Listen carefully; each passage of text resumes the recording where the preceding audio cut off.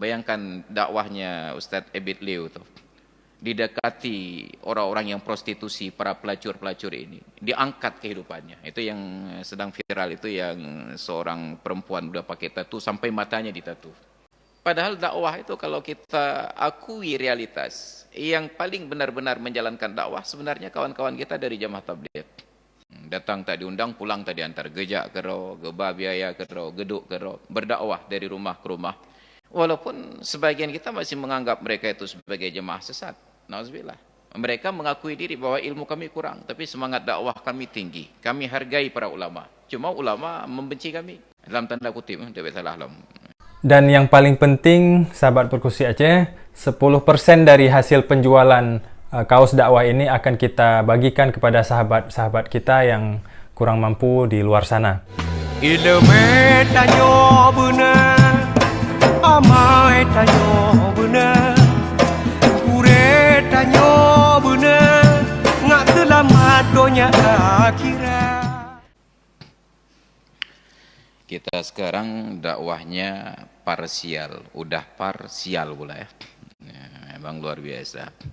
Dan itu sudah realitas akhir zaman yang nubuatnya disampaikan oleh Nabi kita Muhammad sallallahu alaihi wasallam 14 abad yang lalu, bahwa bangsa-bangsa, umat-umat ini akan bersekutu untuk mengalahkan kalian, sehingga posisi kalian itu sudah seperti hidangan, piring makanan di atas hidangan. Yushakul umamu an tada'a alaikum kama tada'al aklatu ila qas'atiha. Dikhawatirkan umat-umat ini akan saling bersekutu, tada'a, saling mengajak, alaikum, ke atas kalian, sebagaimana orang-orang yang makan untuk bersekutu atas sebuah piring makanan. Ditanya oleh para sahabat, qala qailun wa min qillatin nahnu yawma idzin. Ya Rasulullah, apakah hari itu, pada saat itu kita ini minoritas, jumlah kita sedikit? Qala, Nabi menjawab, bal antum yawma idzin katsir. Tidak, bahkan kalian pada saat peristiwa itu terjadi menjadi mayoritas. Populasi kalian sangat besar. Tetapi walakinnakum ghusaun ka ghusais saili. Kalian hanya seperti buih di dalam air yang mengalir. Kita tidak mampu membentuk arus. Kita selalu terbawa oleh arus ini. Jadi contoh-contoh itu sangat nyata. Kita hari ini hampir tidak ada orang yang berani untuk keluar dari arus, takut tidak populer. Untuk hal-hal sederhana saja. Maka ketika saya berani mengucapkan begini, rame-rame saya diserang. Ini aneh ini. Makanya saya buat mazhab Aswabi. Di Aswaja nggak terima, di Wahabi ditolak. Udah wajar. Nah, tapi saya tantang semuanya karena saya sudah punya referensi. Kalau berani, ya, tanding bilas banding. Benganemin. Ini kondisi sekarang. Di semua bidang, bukan hanya di bidang dakwah. Bayangkan, saya pernah singgung dulu, bidang pekerjaan. Dulu setiap anak akan mengaktifkan ekonomi di bidang yang orang tuanya terampil. Orang tuanya bagian merajah murut, anak bagian murut cik, turun pada anaknya. Orang tuanya pedagang, anaknya pedagang. Dari kecil diajak ke toko itu paling kurang untuk sukat-sukat gula saja. Kalau orang tuanya petani, anaknya petani. Orang tuanya nelayan, anaknya nelayan. Sekarang apapun profesi orang tuanya, anaknya seragam, PNS semua. Itu semua seragam. Itu di bidang kehidupan, sampai bahkan para saudagar pun tidak percaya diri apabila anaknya akan jadi saudagar. Mereka tetap anaknya itu ingin jadi orang yang digaji. Nauzubillah, itu dibentuk oleh pemikiran. Dulu orang mencari tempat tinggal sesuai dengan keterampilan. Yang nelayan mencari tepi-tepi laut. Kemudian orang yang petani mencari kebun. Tapi hari ini semua baik nelayan atau petani ingin tinggal di kota. Padahal kota tersebut tempat tinggalnya transaksi jasa para pedagang. Jadi dibentuk. Maka sekarang tanah di kota sangat tinggi harganya. Kenapa? Semua berlomba-lomba ke kota dan tidak ada pengaturan sama sekali. Nah, ketika kita masuk ke bidang agama sekarang kita terombang-ambing, dibentuk arusnya seolah-olah dakwah itu ya model begini. Padahal dakwah itu kalau kita akui realitas, yang paling benar-benar menjalankan dakwah sebenarnya kawan-kawan kita dari jamaah tabligh. Mereka tidak diundang, mereka pulang tidak diantar, kayak jelangkung. Datang tak diundang, pulang tak diantar. Gejak kero, geba biaya kero, geduk kero. Berdakwah dari rumah ke rumah. Walaupun sebagian kita masih menganggap mereka itu sebagai jemaah sesat. Nauzubillah. Mereka mengakui diri bahwa ilmu kami kurang, tapi semangat dakwah kami tinggi. Kami hargai para ulama. Cuma ulama membenci kami. Dalam tanda kutip, tidak salah alam. Ulama membenci kami. Mereka datang berdakwah dari rumah ke rumah. Akhlak mereka itu luar biasa. Yang mampu meluluhkan hati anak-anak pang itu orang-orang jemaah tabligh.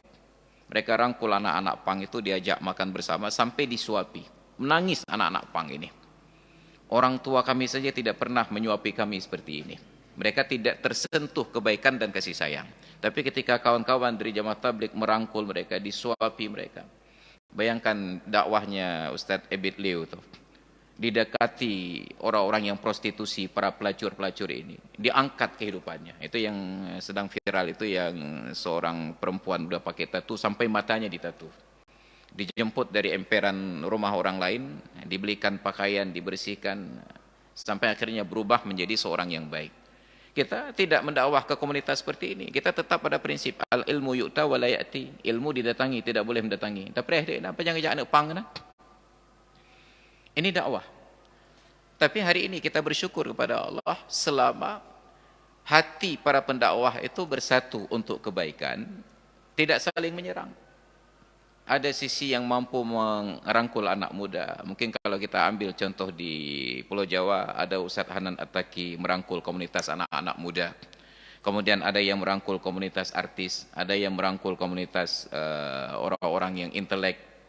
Hari ini yang jadi masalah kita di Aceh adalah enggak boleh lebih orang lain. Harus semua kita di semua bidang. Ini yang menjadi masalah. Asal lebih orang sedikit berdakwah, itu langsung dicari cacatnya, bukan dicari kebenarannya. Ini yang terjadi di tempat kita. Maka selama orang berdakwah terhubung hatinya, yang penting orang diajak kepada jalan Allah, mereka akan saling mengabaikan kesilapan. Makanya prinsip dakwah yang diajarkan oleh Imam Hasan Al-Banna, nahnu nata'awanu fima ttafaqna fih. Pada hal-hal yang kita sepakati, ayo kita tolong menolong. Wa ya'tadziru ba'duna ba'dan fi ma ikhtalafna fih. Untuk perkara-perkara yang kita beda pendapat, ayo kita saling memaafkan. Saya mungkin sering menyindir-nyindir tentang kawan-kawan salafi. Tapi seburuk apapun mereka, mereka punya kiprah. Mereka yang mampu untuk merangkul orang-orang kaya ini. Mereka rangkul orang-orang yang uangnya tidak berseri. Yang dulu sulit untuk kita lunakkan hati agar datang ke masjid, sekarang menjadi orang yang sudah taat di masjid. Bahwa ada penyimpangan pemahaman sedikit agak ekstrim, itulah tugas kita berikutnya. Bagaimana melembutkan hati mereka untuk memahami bahwa Islam itu bukan satu manhaj. Islam itu menerima perbedaan, bukan mewajibkan keseragaman. Tinggal sedikit lagi tugas dakwah kita. Tetapi kolaborasi dan elaborasi, saya nggak tahu bedanya kolaborasi dan elaborasi. Yang paling pegah ya, sok-sok keren dulu. Itu tidak terjadi. Kita saling tuding. Maka ketika saya masuk dulunya ke Balai Kota tahun 2011, bertemu dengan Pak Sekda waktu itu, Ampundin.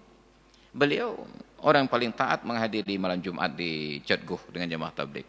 Kami terlibat diskusi panjang. Sampai pada puncaknya, beliau bertanya ke saya, Ustadz, kami sebenarnya di komunitas jemaah tabligh ini, kami abaikan tentang pangkat, jabatan, kedudukan, harta, kekayaan, strata sosial. Semua yang datang sama, ingin ibadah. Kami orang yang haus ilmu. Kami ingin ibadah. Di tempat itu diajarkan tidak ada perbedaan, tidak ada keseragaman mazhab. Silahkan berguru masing-masing, datang kemari ibadah. Lalu kami ingin datang bertemu dengan para ulama, karena kami berprinsip wajib memuliakan ulama. Masalahnya Pak Ustaz, setiap kali kami datang ke ulama, ulama menolak kami. Saya jawab ke beliau saat itu, begini Pak, ulama tidak akan menolak Anda. Hanya saja stigma yang sudah terbangun, jemaah tabligh sesat. Lalu Anda datang bertemu dengan ulama dengan simbol-simbol jemaah tabligh. Maka dari pintu depan sudah ditolak. Coba ganti seragam.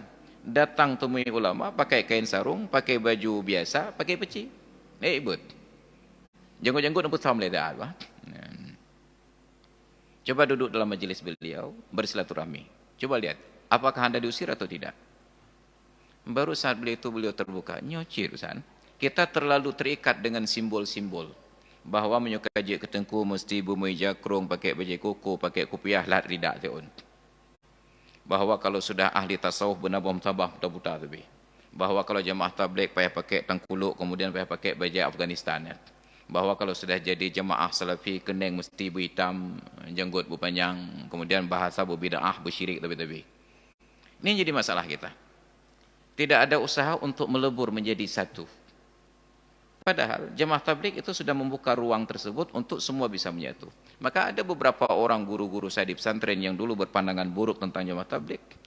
Ketika mulai masuk di dalam perjalanan mereka, ada guru saya, Aba Asnawi Ramli di Lamno, pimpinan Dayah Budi. Diajak oleh kawan-kawan jemaah tabligh untuk silaturahmi ke Yala, ke Thailand. Apa yang terjadi? Saat pulang beliau apresiasi habis-habisan. Luar biasa jemaah tabligh. Akhlaknya itu luar biasa. Kita di Aceh mengaku syariat Islam akan malu melihat komunitas jemaah tabligh dialah. Mereka yang perempuan pakai jilbab panjang sampai ke pinggang. Mereka pakai baju gamis sampai ke kaki, pakai stoken. Kemudian sebagian besar pakai cadar. Tidak ada yang dandanannya berdandan apalagi menor. Kemudian yang laki-lakinya semua, enggak ada yang pakai celana jeans, celana katun semuanya, pakai ada yang kain sarung, ada celana katun, ada yang baju seluk belanga, semua pakai songkok. Ini baru pemandangan luar. Tapi yang paling menarik kata beliau, ketika kita makan bahkan tidak sempat cuci tangan. Kenapa? Tangan kita dicuci oleh mereka. Dimuliakan para ulama. Begitu kita mau makan kan cuci tangannya itu dalam teko. Ya kan? Begitu kita mau ambil, langsung datang petugas mereka, diangkat, dibasuh tangan kita. Akhlak. Maka kalau ingin melihat layanan tersebut, coba sekali-kali berkunjung ke pesantren Ustadz Aulia Darussalam Al-Fatani di Pungai Blangcut. Ketika beliau buat kenduri maulid, coba datang. Bagaimana murid-murid beliau itu melayani jemaah tamu yang datang. Dibasuh tangan kita. Akhlak. Saat pulang beliau apresiasi jemaah tabligh habis-habisan. Ternyata kita salah paham selama ini. Kita anggap jemaah tabligh salafi wahabi itu eno, ecano, emano.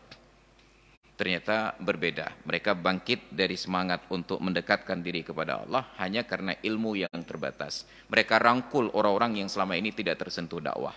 Maka saya ingat dulu ada berita di Kembang Tanjung, di masjid. Masjid Kembang Tanjung, sudah lama itu. Jauh sebelum Covid dulu ya. Ada jemaah tabligh yang sedang khuruj i'tikaf di masjid. Itu kan di samping masjid ada sungai, Krung. Ketika mereka mandi, mencuci pakaian, terlihatlah oleh warga masyarakat, jemaah tabligh ini ada tattoo di punggungnya. Maka dicurigai sebagai intelijen, kan waktu itu baru selesai konflik. Dicurigai sebagai intelijen, diusirlah.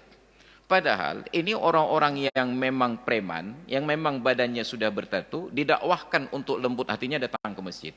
Diusir oleh warga kampung. Akhlak kita yang hilang.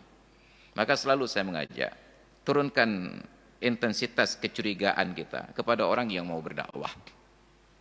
Ini yang berdakwah dicurigai, kedua pihak hadir. Itu yang bukan kita dekat. Lepas bro-bro akai wadaya. Kueh dong. Kalau memang ada yang salah paham, klarifikasi. Ini main hujat saja sana sini. Padahal yang salah pahamnya.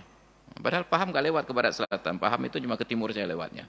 Cendrawasih, paham, BI, gede ya. Ini aja gede barat selatan. Barat selatan itu cuma PM Toh dengan Melati dulu ya. Maka ini yang harus kita luruskan. Bersihkan hati kita. Siapapun yang mau berdakwah, kita dukung. Yang mampu kita dukung, nggak sanggup kita dukung, jangan kita ganggu. Ada kesalahpahaman, klarifikasi. Ini yang harus kita lakukan. Maka saya senang bahwa kegiatan-kegiatan itu mulai tumbuh dan itu mulai terhubung. Hanya masih ada resistensi yang tinggi dari kalangan kawan-kawan salafi, bukan yang salafinya, tokoh-tokohnya. Maka selalu saya katakan, saya kenal semua tengku dan ustadz dari berbagai kelompok dan berbagai organisasi, kecuali dari salafi. Satu-satunya kawan-kawan salafi yang saya kenal yang mau berkenalan dengan saya hanya Ustadz Hatta Selian. Hanya beliau. Mungkin karena kami sama-sama lucu, LC. Yang lain belum mau. Jangankan bertegur sapa, kita ucapkan salam saja tidak dibalas. Maka daripada tidak dibalas, akhirnya nggak saya ucap lagi. Itu yang terjadi. Maka insya Allah mudah-mudahan kesadaran ini kalau terus kita jaga, kita rawat dengan baik, insya Allah akan bertumbuh. Demikian, terima kasih. Ilmu tanyo benar, amai tanyo benar, kure tanyo benar, ngak selamat dunia akhirat.